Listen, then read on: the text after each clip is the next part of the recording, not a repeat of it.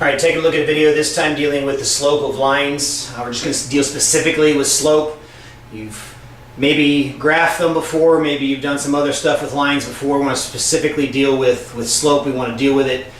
First of all, what's the concept? What does it mean? Where does it come from? Why does it exist? And then we're going to take a look at how do we find slope from points, which is pretty easy. How do we find slope from graphs, which is one step more than finding it from points. And then lastly, how do you find it from equations? There are a couple different methods for being able to do that. All right, so beginning first of all, what is slope?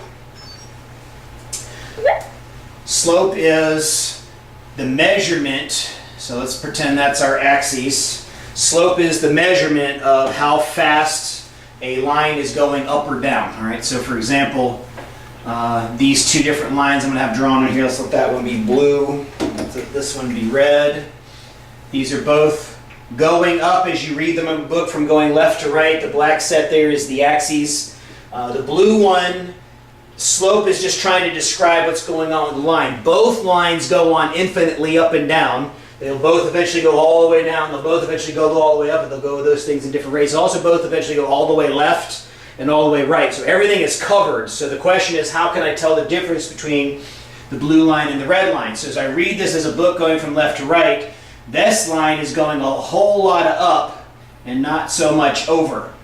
Whereas the red one is going a whole lot of over and not so much up. And that is the key to the slope. It's saying, basically, it turns out to be a number that allows us to be able to quantify how much, how fast it's going up or happens to be going down. We can do that as well. But that's the key. We're looking at it from a 90-degree standpoint. How far over compared to how far up. And that ends up being a ratio. That ratio is something that we call the slope. The slope is the ratio of how much rise the line is making compared to or divided by the run, or how much sideways. So the rise is measuring up and down, the run is measuring sideways. All right, so in this case you have a lot of rise. So we're going to do what we end up doing is, and this will give you a clue to what's going to be happening here, is I have 2 points. Between those 2 points I can draw like a little right triangle here, and then those sides of the right triangle allow me to be able to find the rise and the run. So let's say this thing's going up 7 when it goes over 1. So it's rising 7 units for every 1 that it goes over. So its slope is 7 to 1, which obviously 7 divided by 1 turns out to be 7. All right. The red line, on the other hand, again, just taking 2 points, I'm just going to make up some numbers here. Let's say this one is going sideways 7 while it rises 2. So it's rising 2 units as it runs 7, so its slope is 2/7. So this number is how much it is rising, this is how much it is running, and one of these numbers can be negative. If I draw another line in here, this one's going down, say I'm going from here to there. This one, as it goes over, let's say it's going down 3 and over 5, so down 3, so its rise is -3 while it's still heading to the right 5. All those numbers are values that can be slope, they can be represented as decimals and so on and so forth. But that ratio is constant. So before I leave this screen on the basics of what's going on with this, let me make sure that you understand something. All of these numbers, the 7 over 1, the 2 over 7, the -3 over 5, depending on which line we're dealing with, that is the answer you will always get for that line. Now here's what I mean by that. I picked these 2 points on the blue line, but if instead I picked this one and this one, and I was able to measure somehow, some way, the ratio would be 7 to 1 or 7. So maybe it's up 0.7 and over 0.1, which would then become the same as 7 over 1, which is the same thing as 7. The key here is this: it is a ratio. Any 2 points you pick, it doesn't matter which 2, they will always become that same value. It may not be obvious, but if I picked one way down here on the blue line and one way up here on the blue line, whatever would happen, whatever numbers are there, it would eventually come out to be 7 over 1, which is 7 to match the other things that are going on there. So the concept of slope is just simply a comparison of, if I go this far over, then I go up this much, and the comparison of those 2 numbers we call a ratio in mathematics, and that is the slope. It is defined to be the rise divided by the run. I didn't write that very good here, so let me write it again. Rise divided by run. All right?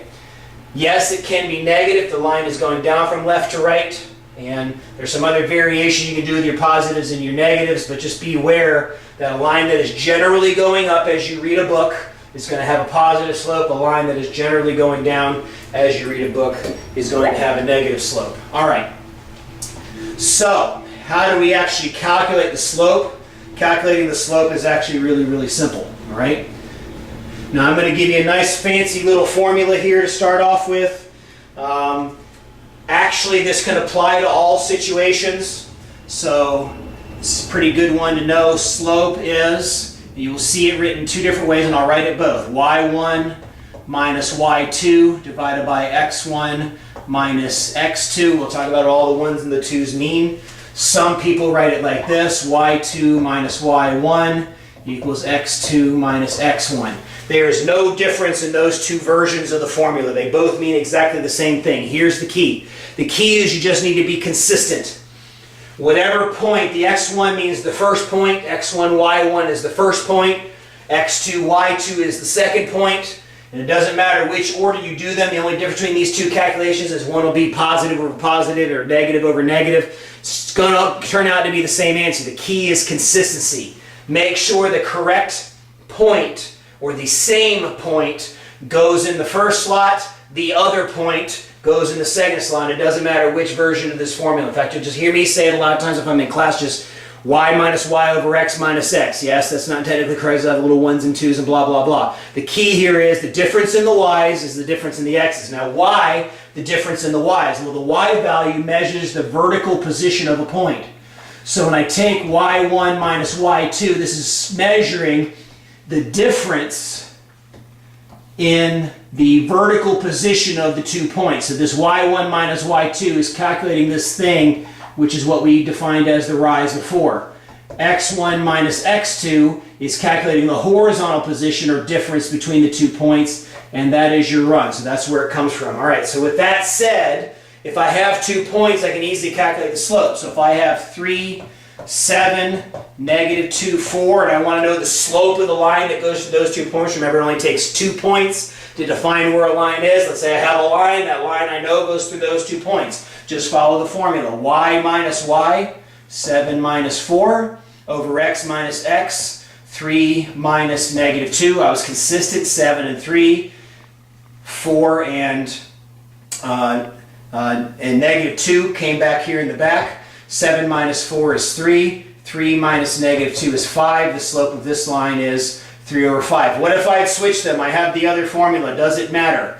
All right, well, let's see. Y minus y, 4 minus 7 over x minus x, which is negative 2 minus 3. That's negative 3 divided by negative 5. Negative divided by negative is positive. Doesn't matter which order they go in, you're going to end up with the same value. Something of that nature is going to take place. So it's that simple. If you have a line, take 2 points, plug them into the formula, the difference in the y's over the difference in the x's. That's going to give you the rise and the run. Together, that ratio makes what we call the slope. All right? What if we start off with a graph? We have a picture. How do we go through and find the slope when we already have the picture? All right? I've already given you a big hint here on this because nothing really changes. We always try to make things so complicated. They're not complicated. I have a picture, so let's do a negative one this time. So here we go right here. So I have this line is going down. There's an infinite number of points on this line, but all the points give me the same ratio. So what do I need to know? I need to know 2 of them. If I know 2 of the points, then I'm going to be able to find the slope. I just plug them into the same formula I was doing a minute ago. I might choose the intercepts. I might pick that one and that one. I'm not going to do that in this case, but any 2 points, it doesn't matter which 2, any 2 points anywhere along that infinite line are going to work. So let's do this one. Let's call that one negative 7, 3. And let's put this one right there. And let's call that one 5, negative 1. There it is. I've got 2 points that are on that line. To find the slope, you just follow the same formula. The difference in the y's. 3 minus negative 1 over the difference in the x's, negative 7 minus 5. That's going to be positive, so that's going to be 4. 7 minus 5 is negative 12, so this is negative 1/3. Notice the negative 12 here move to right there. Remember, if there's a negative and a negative, like we had in that example a second ago, that would have turned out to be positive. This is positive divided by negative, so the ratio is negative. Yes, you can leave it down here on the 3. There's nothing wrong with that. But I like to recognize, well, this whole value has to be negative because of that division that's taking place there. What if you wrote this as negative 0.3 repeating? That is an acceptable value of the slope. Now, some teachers may or may not take that, but then you consider that to be over 1. And it does turn out to be the same thing there. It is okay to write it as a decimal, although there are probably a lot of teachers don't like that. You might want to make sure that you check with your teacher. But again, same thing, piece of cake. Got a picture, take any 2 points anywhere on that line, take those 2 points, stuff them in your formula, out pops your slope. All right? Now, what if I start off with an equation? So we started off with a table or 2 points. We started off with a picture or a graph. What do we do if it's an equation to start off with? There are a couple different tracks I'm going to take you here, but I'm going to take you down three tracks as long as I can remember that I'm going to take you down 3 tracks. So let's say I have 3x plus y equals 7. And that's my original equation. What's the slope of the line going through those points? Okay? All right, so the first thing that we can do is we can just get 2 points. The same thing we've been doing. I can start my table just as if I was getting ready to graph this thing. I can plug in my intercepts if I wanted to. I mean, there's a lot of different things I can do here. I can just go through and get 2 points. I can plug them in. If I plug in x is 0, y is 7. If I plug in y is 0, then x turns out to be the lovely number 7/3. I can use that to calculate y minus y, 7 minus 0 over x minus x, which is 0 minus 7/3, and work the math out. That turns out to be 7 over negative 7/3, which is 7 times negative 3/7, which is negative 21/7, which is negative 3. So my slope of this line turns out to be negative 3. There's method number 1. Take your equation, find 2 points, use the equation that you've been shown before, y minus y over x minus x, bang, out pops all the math. All right, next one is this. If you have an equation in this form, this is called standard form. This is called ax plus by is equal to c. The slope is equal to the opposite of a over b. So in this case, that's going to turn out to be negative 3 because that's the opposite of a over 1. Not many people use this one, but it does turn out to give me the same value that I had a second ago.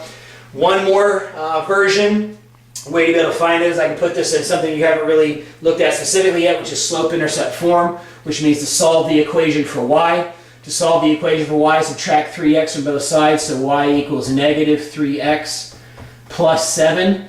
If the y is here by itself, then the number in front of the x is the slope. Look what number that is. The slope turns out to be negative 3. All right.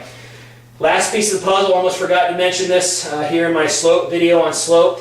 The universal variable used to represent slope is the letter m.